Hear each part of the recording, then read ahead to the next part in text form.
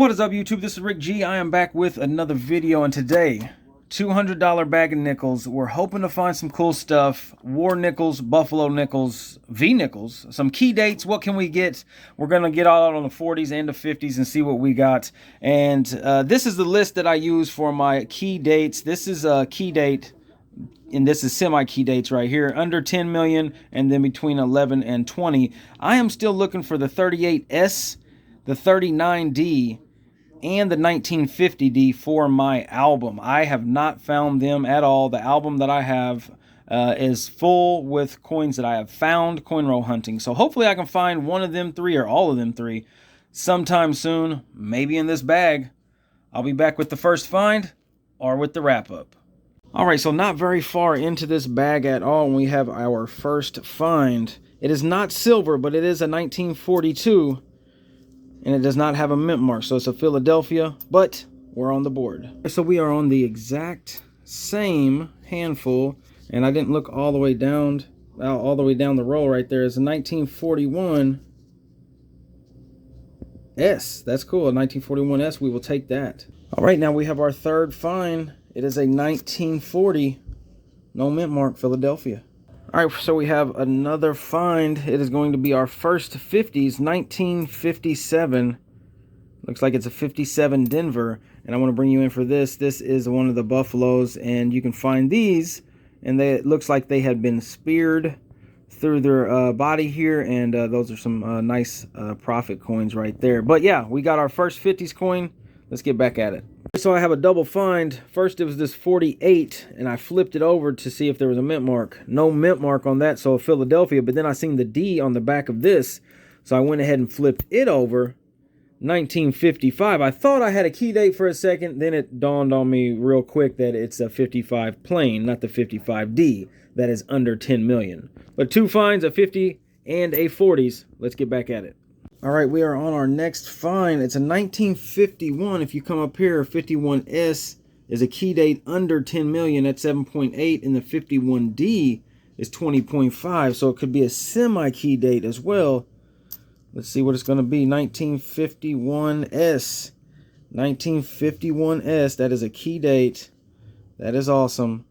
I'll be back. All right, so we bring you in for our next set of finds. Here's a 48S. A 48S, I did already look at that, and as you can see up there, the 48S, 11.3 million, so semi-key date. But along the way I did find a Philadelphia from 40 and 47, and then a 56 and 58 from Denver. All right, so that is the hunt, and there was some other finds. I'll show you that on the wrap up after I take the coins back to the bank. Let's see if we ended up with some extra money. I'll be right back. All right, so this is the wrap up of that nickel bag. We do have a lot of finds. First of all, we have some Canadian up here. Here are 4 Canadians. We'll set those to the side. This is 2 dimes. You can barely make it out, but that is a dime, and obviously this is a dime. It's a 1965, so very close to silver. So we got 2 dimes, hoping that it ended up helping the amount of money that we ended up with. So up here we have the 40s. This is all common date 40s, but then you can come over here to this 1948S. Zoom in on that, 1948S, and that is up here, 1948S, 11.3 million. So that is one of my semi-key dates. Then we come down here to the 1950s. All of these are common date 1950s. Total of that is 14. There's 15 in the 40s, 14 in the 50s. But you come over here, this is a 1951S, 1951S. So that is a key date, 7.8 million minted. And then this one right here is a 1958 plain. And that is semi-key date, 1958 plain, 18 million of those minted right there. Then I have a couple of cool finds right here. This looks like to me a clipped planchet. Let me zoom in on that real quick, and then if I can flip it over to the side, you'll see that it is a clean cut. It is a clean cut right there. No, it ain't scraped or anything like that. So a clipped planchet nickel. That is awesome. Might be the first one of those that I have ever found. And we have this odd one right here. This is just a 1989 or 1998D. Sorry about that. 1998D. As you can tell, the finish is just a little bit different than the other one. Let me grab some of this loose nickels over here. These nickels don't count. They was just here. But if you set them off to the side,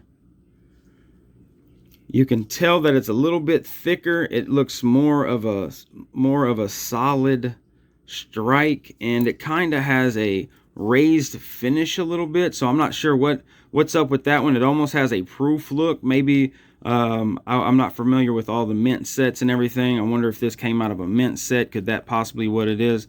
But I kept it out to the side because it definitely stood out, kind of like a proof, but not quite. So I wanted to keep that. All in all, this is how much got returned to the bank right there.